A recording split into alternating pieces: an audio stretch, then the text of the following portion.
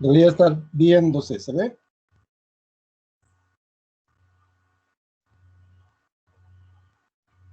Sí, doctor, se ve. Perfecto, me imagino que sí.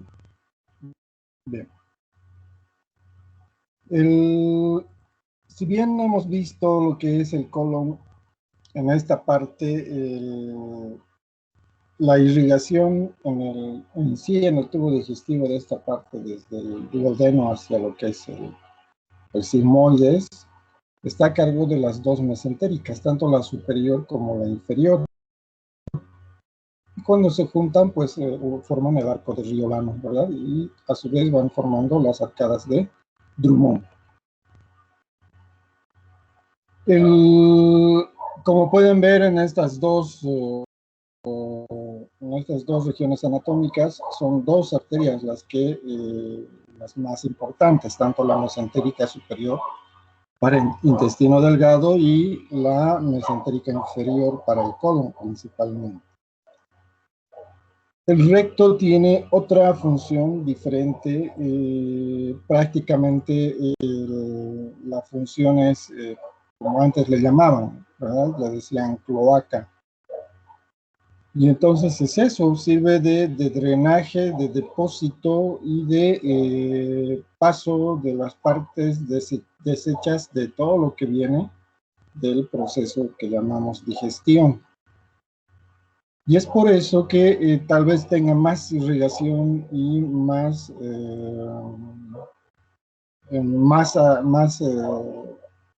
órdenes, diríamos, en cuanto a vascularidad. Lo más importante, pues, es la arteria, la irrigación arterial, donde principalmente tenemos que dividirla en tres porciones. Una porción superior, una porción media y una porción inferior. Van a disculpar si les molesta el ladrido de mis perritos que me escuchan, creo, hablar y quieren que salga. Bueno, entonces les decía, hay tres partes en todo lo que es la irrigación, tanto del recto o de la ampolla rectal propiamente dicha. Una parte superior, una parte media y una parte inferior. Esta división también nos va a servir para todo lo que es la anatomía y fisiología. En la parte superior es la que va a recibir las heces. Las heces, ustedes recuerdan, vienen aquí de la parte más líquida a nivel del ciego.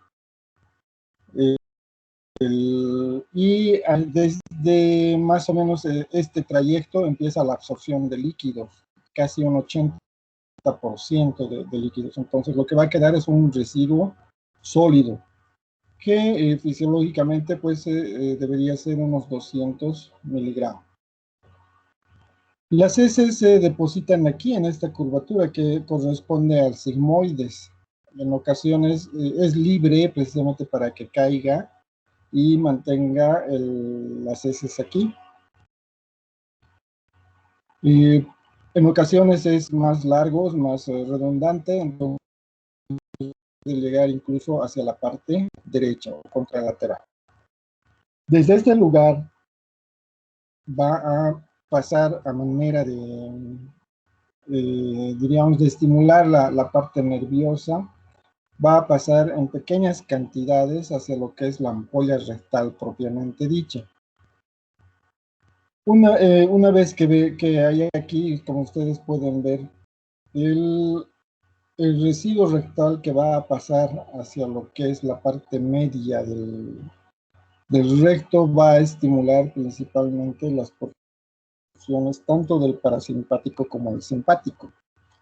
Uno es efector y el otro es relajante o relajador o relaxa, ¿no? Y lo que se espera es que haya una respuesta en un inicio parasimpática para discriminar el contenido de las heces. Si estas heces son muy líquidas, entonces se activa el simpático y funciona todo lo que es el aparato esfinteriano. de todo lo que es la ampolla rectal propiamente dicha y el canal rectal.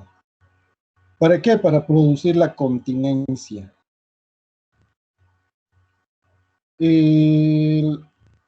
Este efecto y contraefecto, tanto del simpático como el parasimpático, no tienen otra causa más que retardar el vaciamiento de las heces. Cuando ya hay una cantidad considerable de heces, entonces sí va a actuar finalmente el sistema simpático, que es el primero que llega a los esfínteres externos, como un proceso de relajación. En este punto ya estamos hablando de un movimiento voluntario, ¿verdad? Entonces, ¿qué sucede? Viene el proceso de la defecación. Pero si no hay esto, entonces puede inhibirse cada estímulo sobre el parasimpático finalmente se agota y se inhibe, y asimismo se inhibe el sistema simpático y termina perdiéndose la sensación de defecación. Entonces, para que haya este proceso fisiológico, que se llama proceso de defecación precisamente, tenemos estas tres porciones funcionales en el recto: la ampolla rectal, que es un reservorio de las heces que van a caer; el canal rectal, que no es otra cosa, es un criterio de transición y como rico en glándulas que van a lubricar el canal para el paso fácil de las heces; y el aparato esfinteriano de la pelvis, ¿no? Entonces, estas tres porciones van a jugar anatómicamente, fisiológicamente y también fisiopatológicamente.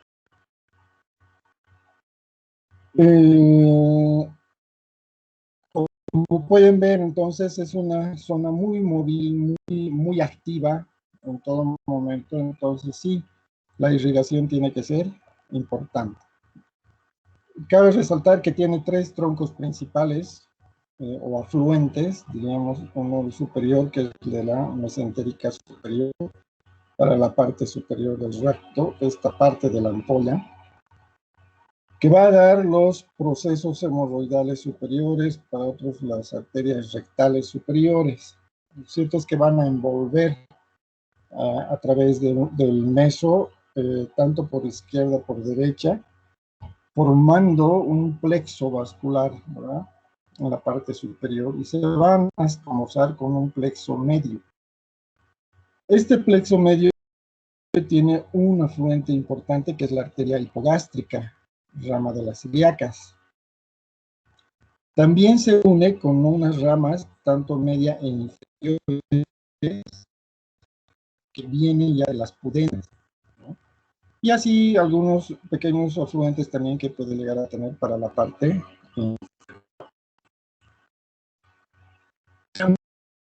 pueden formar parte de este plexo la arteria sacra, ¿no?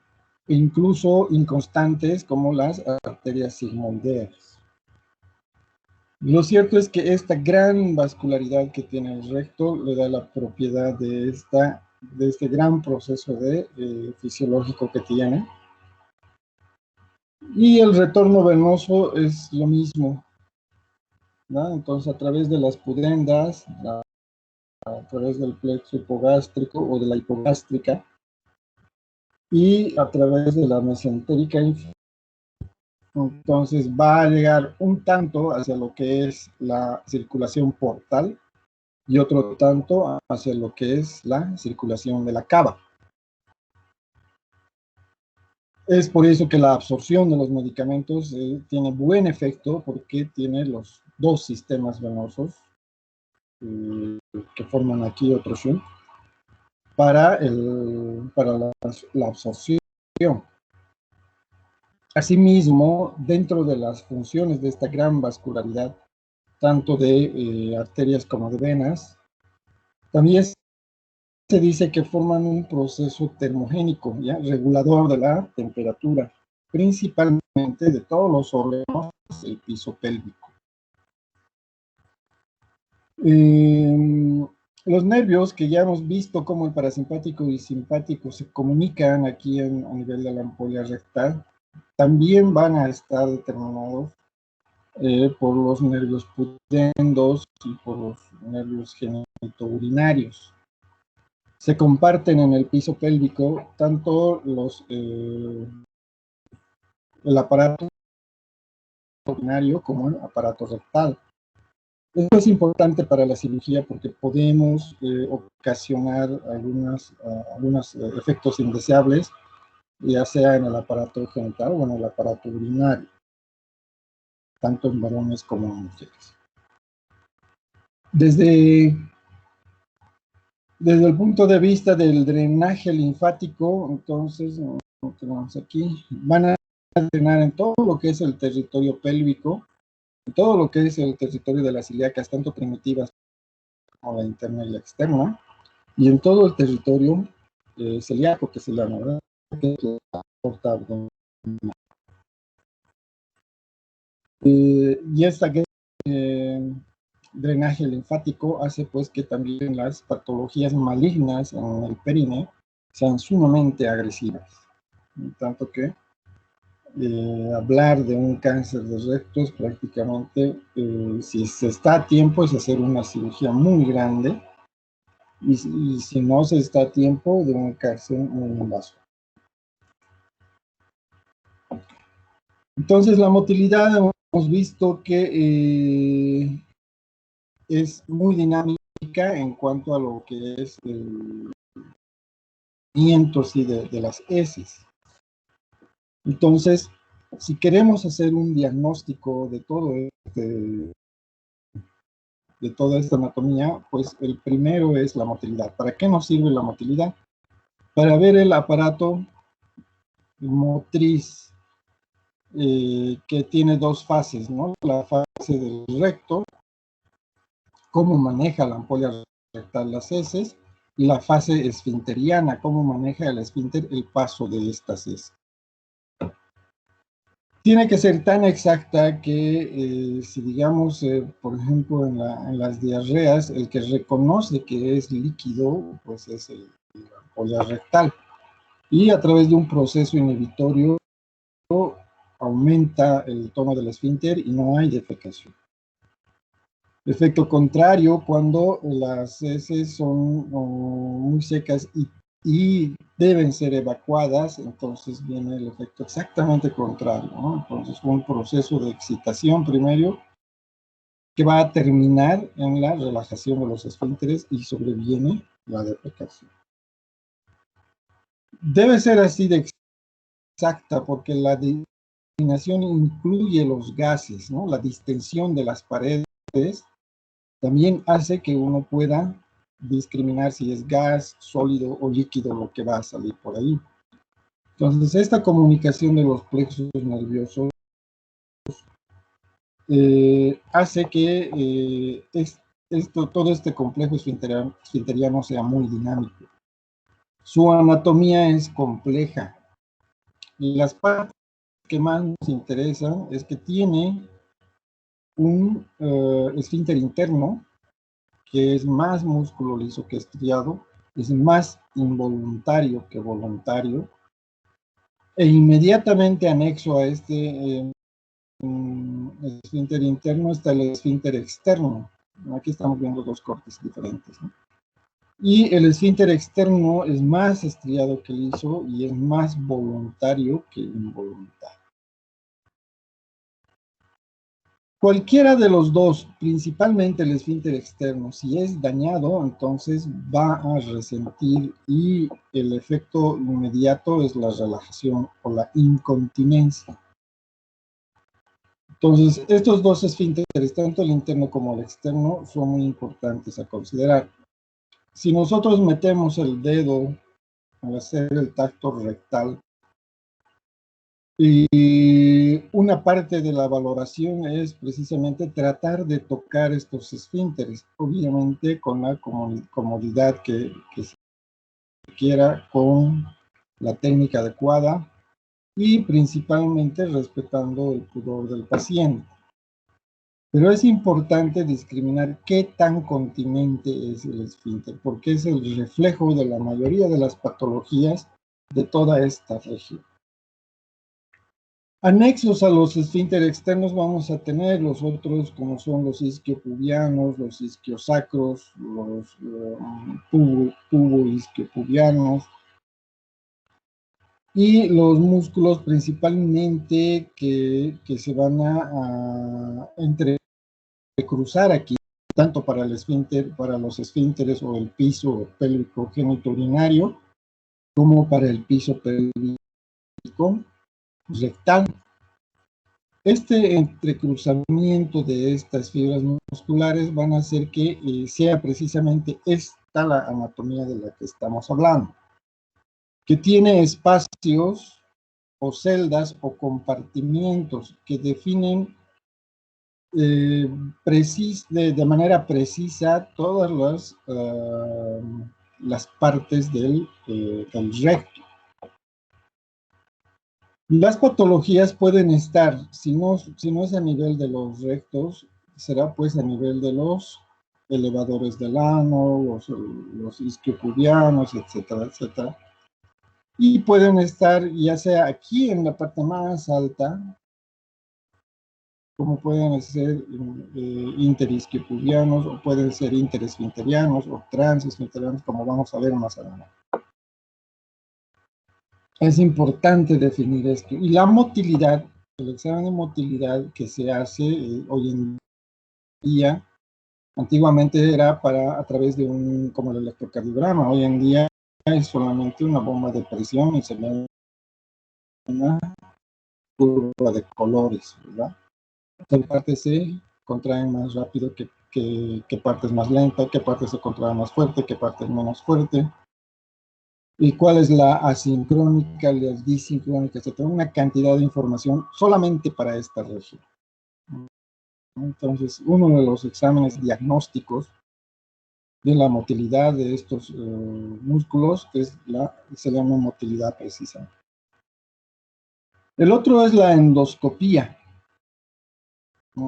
La endoscopía, como ustedes saben, principalmente es un examen visual, ¿verdad? Y hoy en día está conectado a un aparato de video, entonces la observación es completa. Teníamos antes la rectoscopía, que es un aparato de metal que se pone a través del canal, y con una fuente de luz se podía observar todo esto. ¿Qué valora la endoscopía? La arquitectura de la mucosa, principalmente. ¿Qué nos interesa en la mucosa? Estas tres porciones. La parte de la ampolla rectal, los pliegues, y aquí puede ser asiento de tumores, pólipos, tumores benignos, tumores malignos directamente, hemorroides.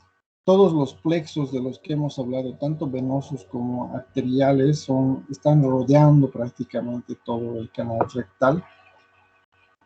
Y hay una patología, pues, que se llama hemorroides, y es el levantamiento de estos paquetes, y la endoscopia los va a valorar bien en esta parte. Cuando la patología está en el canal, porque prácticamente son unos 5 centímetros de trayecto a ciegas. Y estos 5 centímetros del canal anal, que se le ha llamado cuello quirúrgico, prácticamente son valorados por otros medios. Aquí sí podría servir la dilatación y la observación in situ, ¿no? Ahí mismo, directo. En cambio, la endoscopía nos va a servir para valorar más esta porción alta. No va a valorar nada de lo que está aquí afuera. Tenemos patologías que involucran estas glándulas, ¿no? Que son millones en todo esto. Entonces podemos ver ahí fístulas, fisuras, abscesos, etcétera. Entonces la motilidad es más para valorar la integridad de esta arquitectura muscular, y la videoendoscopía para valorar las patologías de la mucosa, ¿no? Y las estructuras mucosas. Hay parte que no podemos ver, y obviamente los mejores exámenes son estos que nos ayudan en la observación de de todos estos componentes. En este caso tenemos la ecografía endorrectal o endoanal, que nos va a mostrar precisamente esta arquitectura, pero de manera, diríamos, subjetiva, ¿verdad? Es un excelente estudio, es muy operador dependiente, donde más o menos nos va a mostrar los elementos que ustedes ven aquí, ¿verdad? La superficie, la mucosa, la submucosa, las partes musculares, es decir, nos interesan los esfínteres, y obviamente las partes más externas que serían la grasa perineal. Entonces, lo ideal es que el transductor del endoscopio sea de 360 grados. Entonces, una vez que se introduce, todo esto se va a valorar. Y ahí vamos a ver no solamente tumores o hiperplasias, vamos a ver fístulas, abscesos, etcétera, un montón de información. Entonces, la ecografía endorrectal y endoanal nos ayuda bastante en la valoración de estas estructuras. Esta es una ecografía típica, donde el problema está aquí, ¿verdad? Entonces aquí hay homogeneidad, está todo homogéneo, estas son las capas más internas, la mucosa, la submucosa, y estas son las capas musculares. En ocasiones aquí las disrupciones se ven como en las fístulas, pero aquí vemos la presencia de una masa, ¿no?, que viene desde afuera y ha tomado lastimosamente el esfínter anal. Entonces el diagnóstico está hecho. Se puede hacer aquí una biopsia dirigida y para ver de qué se trata esto. O simplemente valorar si es un absceso, el tamaño del absceso, la cantidad de líquido, etcétera, etcétera. Esto es más sólido que líquido, entonces no es un absceso. La tomografía computarizada es lo mismo que las demás tomografías, nos ayudan para toda esta arquitectura y obviamente vamos a ver todo lo que es los esfínteres, el canal rectal y todo lo que es la arquitectura del piso pélvico en realidad y su relación con los demás órganos. Y si ponemos contraste endovenoso a la tomografía, pues va a resaltar toda la parte vascular y tendríamos ya casi una valoración completa. Y si añadimos ahí una reconstrucción tridimensional, entonces uno de los mejores exámenes para el piso pélvico, en este caso para el canal rectal bielano, es pues la tomografía de alta definición y de última generación. Y el último es la manometría. La manometría es específicamente para la contractilidad del esfínter. Entonces consiste en dos partes. Uno, ver cómo está el tono. Hay la manometría de alta densidad, que también se va por colores. Y la otra es para cómo responde estos esfínteres a un estímulo de la mucosa rectal. Se infla un baloncito y se ve la reacción en el equipo de estos músculos. Entonces está asemejando más o menos el proceso de la defecación. La manometría está más para eso. Es un examen muy especializado. No creo que no haya en nuestro medio, pero nos da una gran información en alteraciones del esfínter anal principalmente. ¿Qué patologías tenemos en lo que es en esta porción? Tenemos a las hemorroides, son las más comunes tal vez. ¿De dónde vienen las hemorroides? Las hemorroides son dilataciones vasculares de todos los plexos, principalmente los venosos, y se dividen en dos partes, ¿verdad? Unas hemorroides internas que van a estar dentro o por encima de la línea dentada, externas que van a estar por debajo de la línea dentada.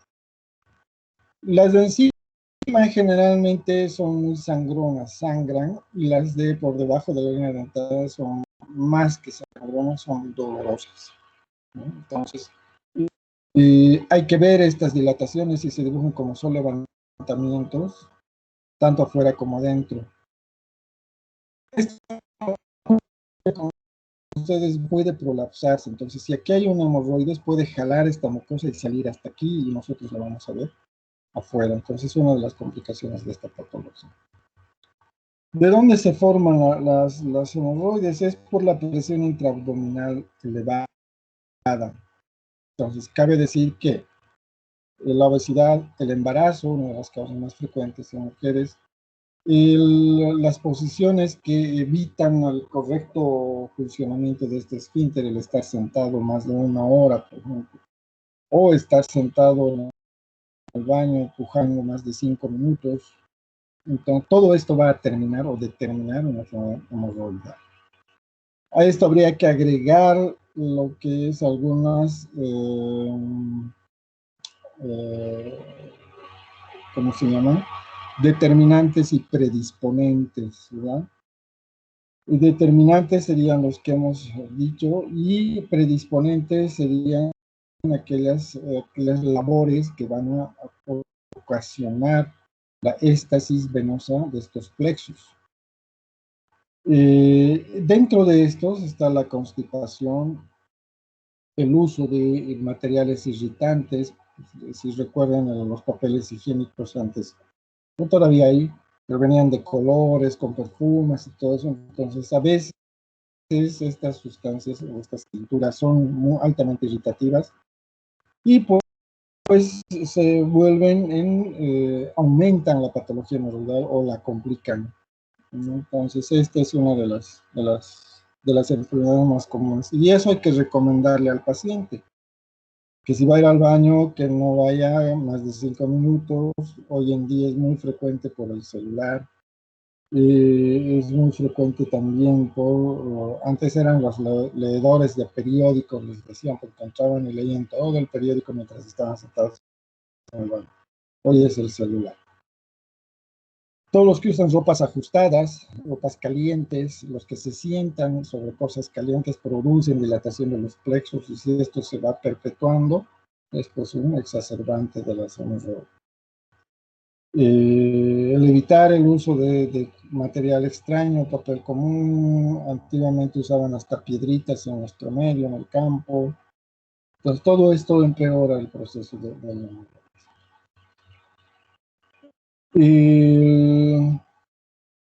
Y como les decía, los síntomas dependerán si son internas o externas.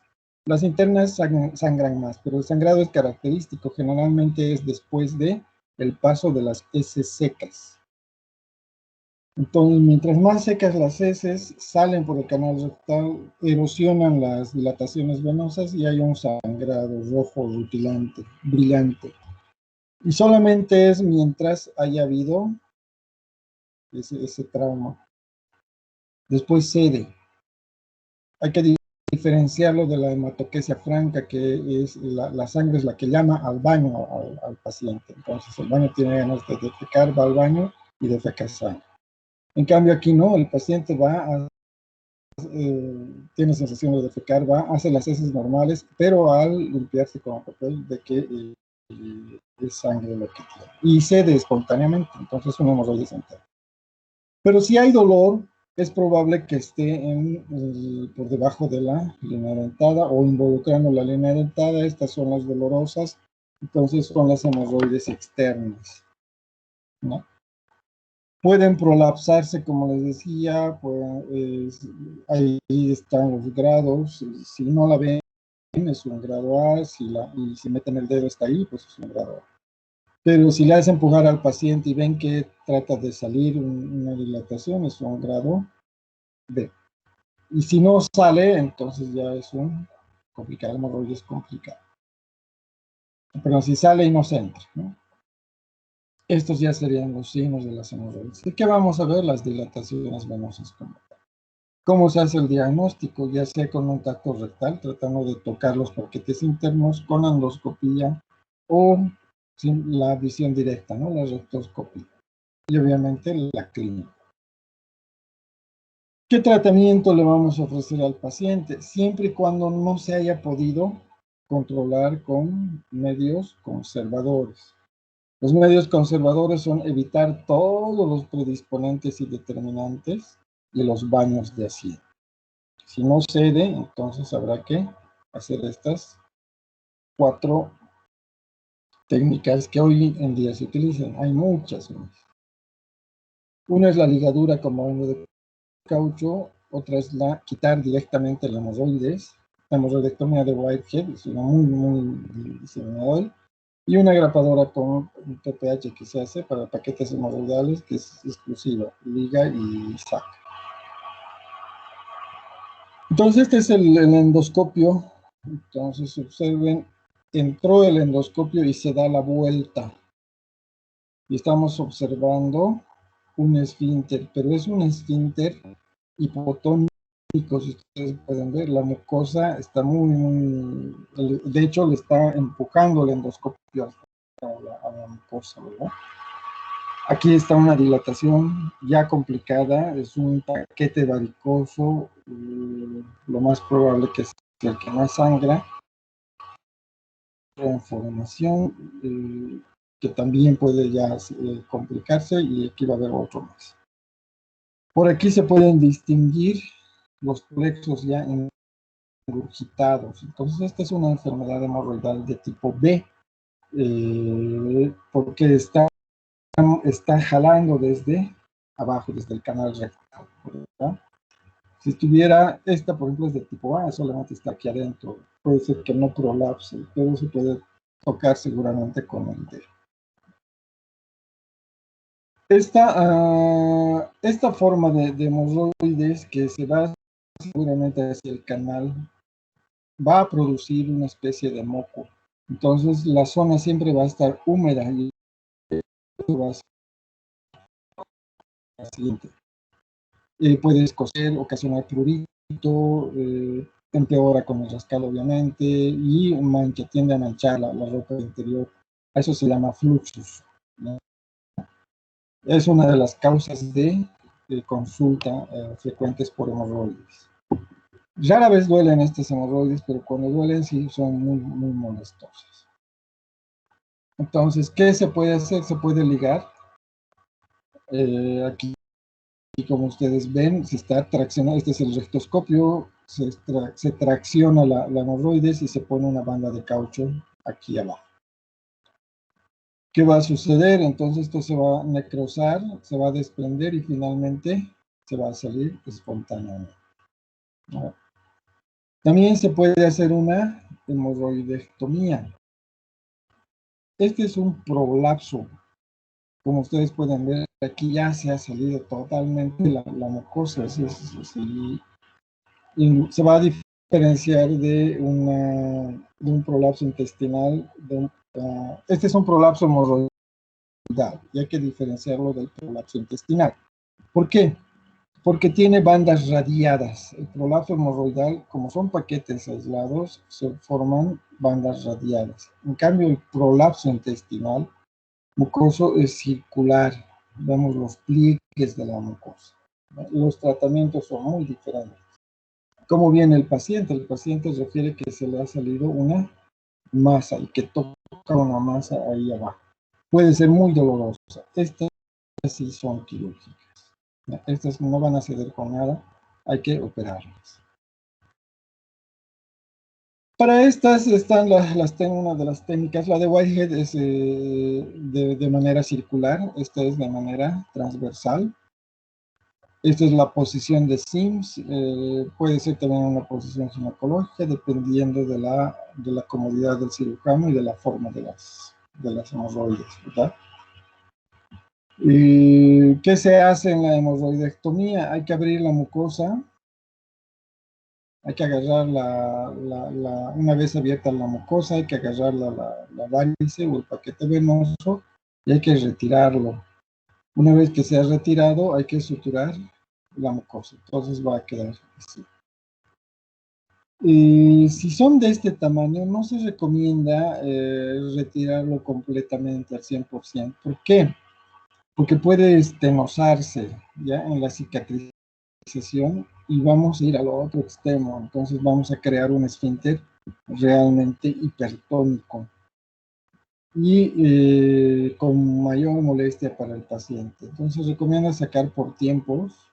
Un primer tiempo pueden ser dos contralaterales y un segundo tiempo los otros, o sacar de uno en uno, ¿no? En varios tiempos. La cosa es evitar la estenosis del esfínter. Otra patología dentro de lo que es la hemorroidectomía, no tengo una imagen del pH, del PPS, ¿por qué? Consiste en, para estas no nos sirve directamente, nos sirve para estas, es más o menos un dispositivo igual, pero lo único que hace es que esto ya está automatizado, entonces solo es meter el rectoscopio, agarrar la hemorroides y disparar, nada más. Otra de las patologías anorrectales es la fisura anal. La fisura anal consiste en una erosión, una herida a nivel del esfínter. La causa más frecuente de la fisura es un esfínter hipertónico, es decir, que ese esfínter apenas se dilata o se relaja.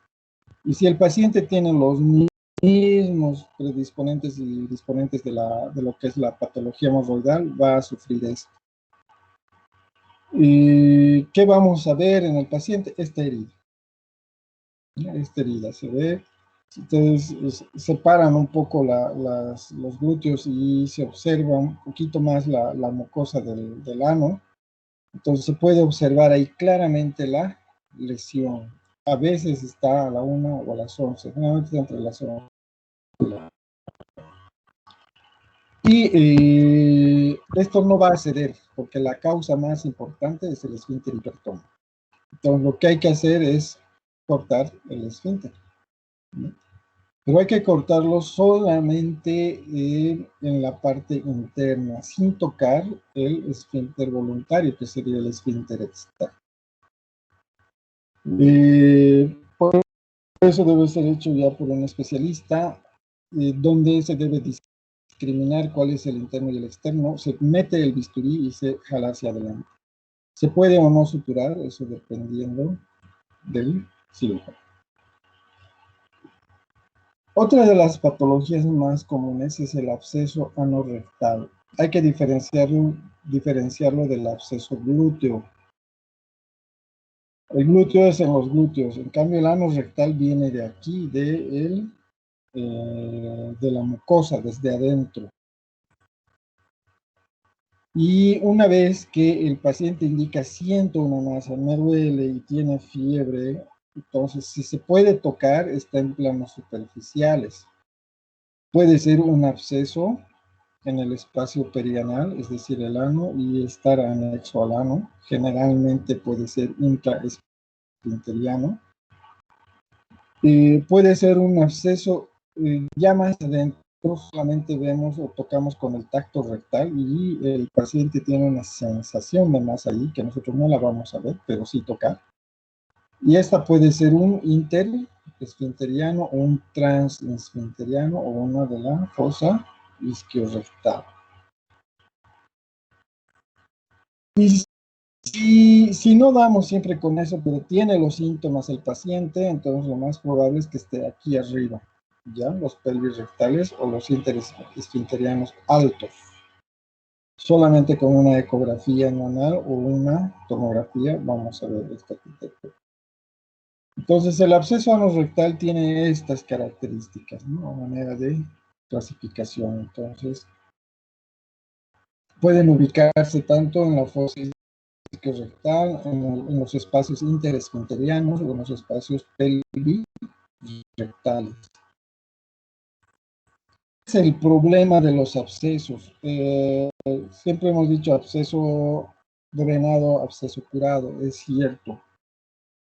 se va a curar el paciente, pero va a desarrollar después una fístula, ¿no? Entonces, fístula es una comunicación entre dos superficies, entonces esto es lo que va a suceder. Lo ideal es drenar por aquí, pero esto prácticamente es imposible porque para esto ya ha sucedido, ya ha pasado algunos días y esto se ha cerrado, entonces no vamos a poder accesar aquí. Entonces no queda otra que cortar de la parte que estemos viendo, hacer el drenaje. Lo ideal es dejarlo abierto para que esto se cierre y así podamos evitar la fístula. Pero si no sucede eso, de aquí a un tiempo, incluso en años, el paciente puede presentar fístulas. El mayor peligro potencial, el peligro que realmente puede haber en este tipo de abscesos es el síndrome de Fournier, ¿no? ¿Por qué? Porque aquí en el recto, pues tenemos los anaerobios, tenemos aquellos que producen necrosis, ¿no? Y si se contamina con estos, se llama fascitis necrotizante. La causa a veces es el Clostridium difficile, es el más frecuente. Y avanza, se dice, la literatura dice que puede avanzar más o menos 1 centímetro por día o entre 1 milímetro a 10 milímetros por día. Entonces, tal es el avance que puede tomar todo el periné. Cuando sucede eso en algunos pacientes masculinos, por ejemplo, inmunodeprimidos, diabéticos, VIH, tuberculosis, etc., y dejamos colgando los testículos. ¿Y por qué los testículos están indemnes? ¿Por qué tienen diferente vascularidad? ¿Verdad? Vienen de más arriba. Pero todo lo que es el periné, el recto, los testículos, los labios mayores en las mujeres, anexos a los labios mayores y todo, incluso puede llegar a la región inguinal, todo eso hay que sacar porque está necrosado. Entonces es el síndrome de Fournier con mortalidad elevada. Hay que tener en cuenta la anatomía, ¿verdad? Y dónde se pueden colectar los abscesos. Estos son los más complicados. Estos son los que van a producir el síndrome de Fournier y a veces van desde aquí hasta la parte sacra.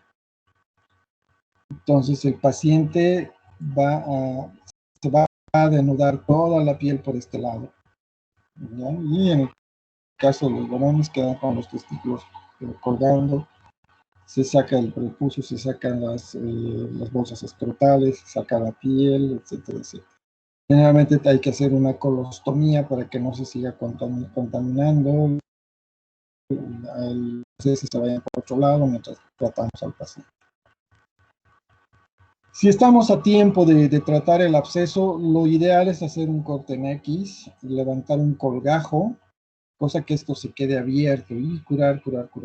También se puede hacer una marsupialización, es decir, una bolsita para que cicatrice por segunda intención. ¿Cuál es el problema de los abscesos? Que pueden formarse estas, las fístulas, que es otra de las patologías frecuentes, es más frecuente en varones que en mujeres, y sucede precisamente por la etiología del absceso, ¿verdad? Una de las criptas glandulares se infecta, se forma un absceso, se cura y queda un trayecto. Entonces este trayecto está epitelizado, o sea, nunca se va a cerrar. ¿Cómo viene el paciente? Tiene un orificio por donde sale pus. Ahora este orificio puede ser cerca al ano, lejos del ano, o pueden ser múltiples orificios de acuerdo a la complejidad.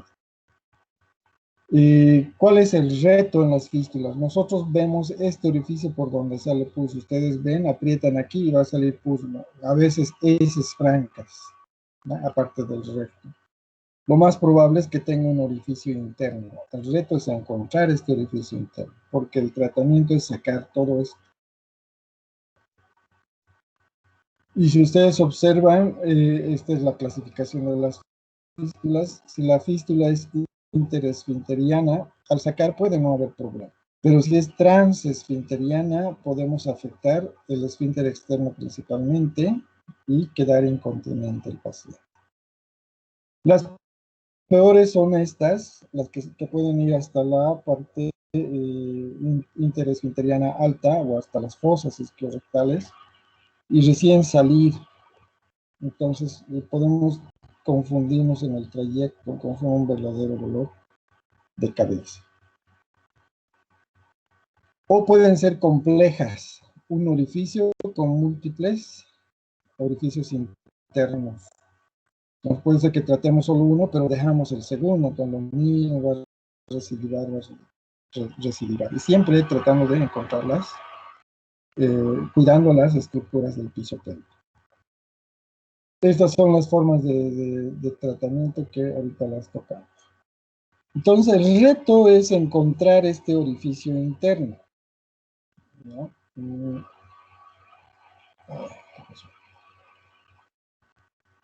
El reto está en encontrar este orificio interno.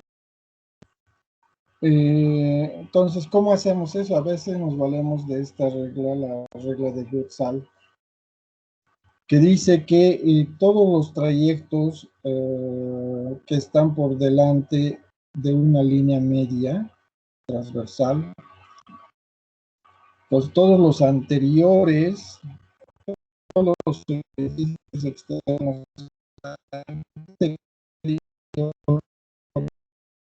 van a tener un... Pero todos los que están por atrás, los trayectos curvos, es probable que sea complejo o que se comuniquen o que tengan más de un orificio interno.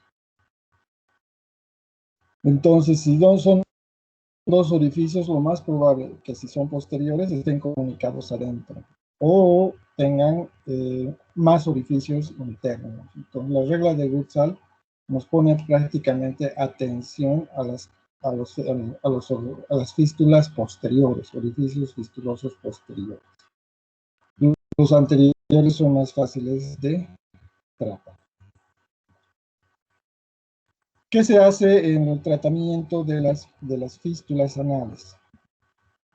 La resección es la ideal, pero si no se está seguro que no vamos a involucrar al esfínter, entonces se deja una ligadura.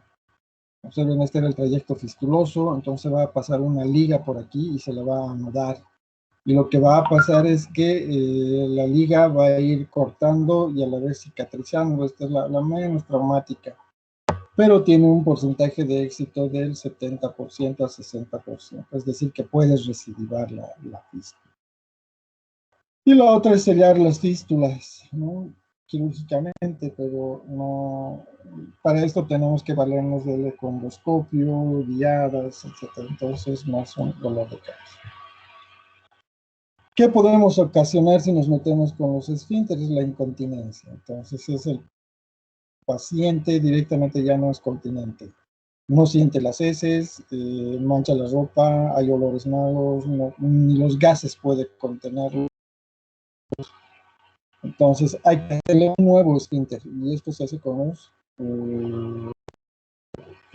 los mismos músculos del piso pélvico. ¿En quiénes se da la incontinencia? En pacientes postoperados de patología anorrectal. Entonces, si se ha operado hemorroides y ha habido esfínter, incontinencia. Si se ha operado de fístula y ha habido daño al esfínter, incontinencia. Entonces es un verdadero dolor de cabeza y hay que rehacer el esfínter. Para esto hay que hacer la manometría, hay que calcular el tono del esfínter y se puede poner a manera de bandas.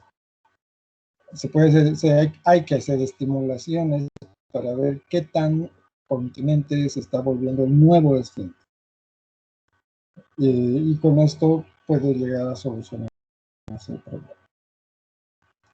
Otras menos frecuentes o de relativa frecuencia, pero que acompañan a la hemorroides, por decirles, el prurito anal, el fluxus, que es cuando la hemorroides misma hace que se produzca moco y todo esto, vuelve húmeda la zona y hay mucho prurito. Entonces hay que mantener, parte del tratamiento es mantener seca la zona.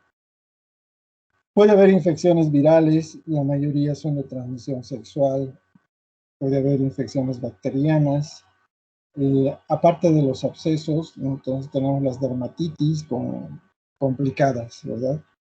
Y esto principalmente es en personal o en personas inmunodeprimidas, diabéticos, mal controlados principalmente, tuberculosos, personas con VIH, etcétera, etcétera. Y la otra patología es la enfermedad pilonidal. ¿Qué es la enfermedad pilonidal? Es un absceso en el pliegue del glúteo. ¿A quiénes les pasa generalmente? A las personas con muchos velitos ahí atrás. ¿Qué sucede? Se dice pilonidal porque el absceso nace en las raíces de estos pelitos. Generalmente era un puchichi, entonces lo revientan y lo infectan. Y si la infección llega a la raíz del pelo, entonces ya nunca más se va a sanar. Y es un cuadro de ir, venir, hasta que llegue a esto.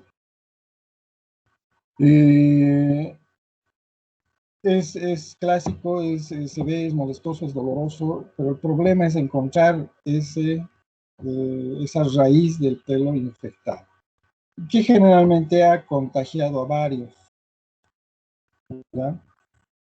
Entonces, ¿cómo lo encontramos? Es difícil ver cuál ha sido la raíz del problema.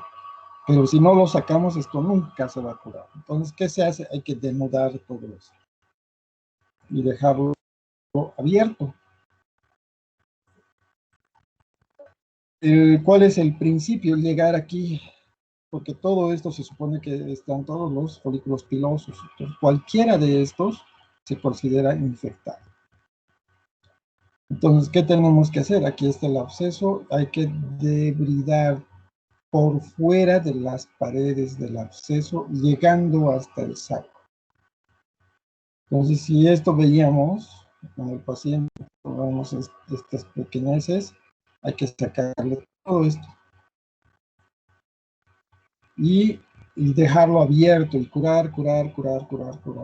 Entonces, no es complicado el tratamiento, pero sí es muy molestoso para el paciente, tanto para su calidad de vida, su actividad social, no puede sentarse, hay mucho dolor y hay que curarle diario, entonces da un costo, etcétera, etcétera, ¿ya? Pero no hay otra, y es de relativa frecuencia y principalmente en pacientes que tienen en este caso, los varones, ¿verdad? Neoplasias. Uno de lo que hay que tener en cuenta es su asociación con el cáncer de colon, ¿ya? Entonces es más frecuente el carcinoma en la parte del recto, los pólipos adenomatosos, o la poliposis adenomatosa familiar es uno de los más. La transmisión a dedo rectal, como un heredo familiar, y obviamente los cánceres de origen polipósico, ¿verdad? En este caso el síndrome de Lynch. Felizmente no son muy frecuentes en comparación con las otras neoplasias, pero si se presentan, sí tienen un mal pronóstico. Entonces, si decimos que está en relación con el cáncer de colon, hay que hacer lo mismo que para el cáncer de colon, ¿verdad? El screening. Se inicia con una prueba de sangre oculta, se debe hacer una colonoscopía, o mínimo una sigmoidoscopía, en este caso del recto. Se puede echar mano de algunos de rayos X con contraste o colonoscopía virtual. La cosa es llegar al diagnóstico de estas entidades.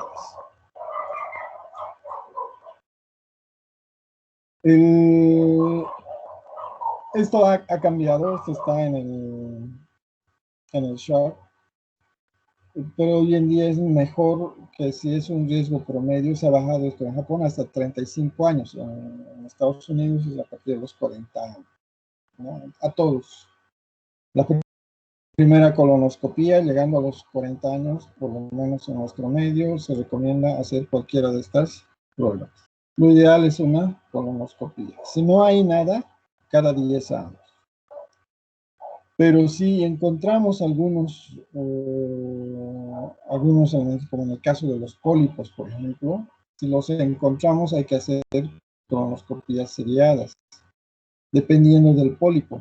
Puede ser 3 años. Si el pólipo ha sido más sospechoso, más grande o es un velloso, entonces hay que empezar a los 6 meses, después al año, después espaciar cada 3 años y finalmente cada 5 años. Pero si no, se recomienda cada 5 años, ¿ya? Si se acerca el pólipo y no hay nada, otro en 5 años, otra colonoscopia en 5 años hasta que no encontremos nunca nada. Esta es la parte más importante del screening del colon. Y esto implica el cáncer colorectal, ¿no? Y lo demás, pues ya será de acuerdo al criterio del médico para hacer el seguimiento adecuado. ¿Por qué es importante el diagnóstico precoz? Por la diseminación. Entonces había dicho que se van prácticamente todo lo que es el piso pélvico a la parte de la celíaca, entonces aquí ya se considera diseminado. Entonces este cáncer colorectal tiene mal pronóstico si encontramos ganglios aquí, pero si hay metástasis. Su estratificación es importante. Todo tumor o todo cáncer debe ser o tratar de ser estratificado, ¿ya? Es conocer al enemigo y ver qué podemos hacer con este paciente. En el caso del recto, los que están más cerca de un tratamiento exitoso que se beneficie de la cirugía es máximo T2, tal vez T3, ¿no? Adelante, digamos un T3 N0 o NX y NX o N0, entonces tal vez vaya bien, pero T2 para abajo sí nos va a ir bien. Lastimosamente no se encuentran en ese estadio. Pero si ya tiene metástasis en ganglios o metástasis a distancia, el pronóstico es muy, muy malo. Que hacer quimio, radio, etcétera, etcétera, etcétera. Entonces, entre T1 y T2 se da una sobrevida entre 70 a 95 años, que es aceptable. ¿No? Tal vez T3 podemos llegar a 54 a 65, T4 ya es un poco más difícil porque está en órganos vecinos. Generalmente hay que vaciar la pelvis, ¿ya? Entonces la calidad de vida es peor que el cáncer, creo yo. Depende de los familiares. Pero estos ya no. Ya es muy pobre darle esta supervivencia a los pacientes. Aquí tenemos 60% porque eh, hay más recursos en Estados Unidos, ¿no? Hay más tecnología y sí se benefician a veces de la radioterapia y quimioterapia combinada. Pero el costo es muy, muy, muy elevado. Entonces, el cáncer del colon y el cáncer del recto nacen como todo lo que hemos estado diciendo, ¿verdad? Los pólipos. Sí estamos relacionados al cáncer. ¿Por qué? Porque ahí pueden tener un carcinoma invasor, sea séssil o pedicular. Pólipo que se ve, pólipo que se retira o por lo menos que se biopsia. Y hoy en día tenemos la posibilidad y capacidad de hacer las mucosectomías, entonces irnos hasta aquí y evitar la cirugía del paciente. Si es un cáncer de colon, lo mismo, ¿no? Hay que estratificarlo. La estratificación, pues, el objetivo es ver si se puede beneficiar. Mientras más lejos del recto esté el cáncer, tiene un poco mejor de pronóstico. ¿Por qué? Porque es más tratable. Pero si es más proximal al recto o toma el recto, entonces es de peor pronóstico. El dolor de cabeza es el melanoma. El melanoma tal vez es uno de los más agresivos. No es difícil de no encontrarlo, lastimosamente en el recto es de relativa frecuencia. Y los demás, dentro de todos, el carcinoma epidermoide y los carcinoides son los más frecuentes encontrados. Las de células basales es mucho más agresivo en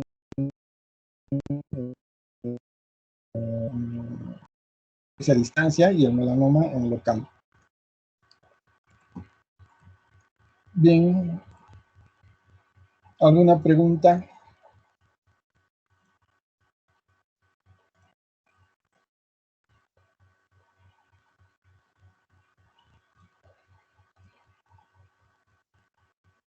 Me imagino que todo claro.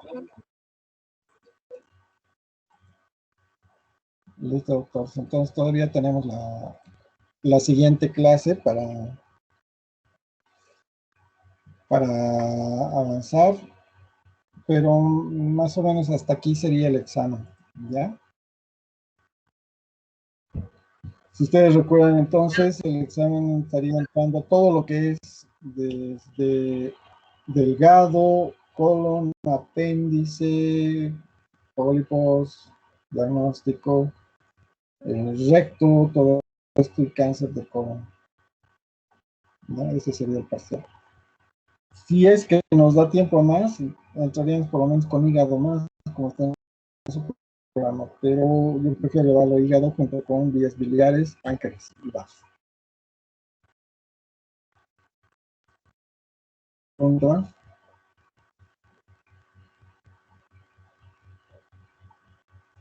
Bien, entonces tengan un buen fin de semana. Hasta luego, hasta luego. Hasta luego, Gracias, doctor.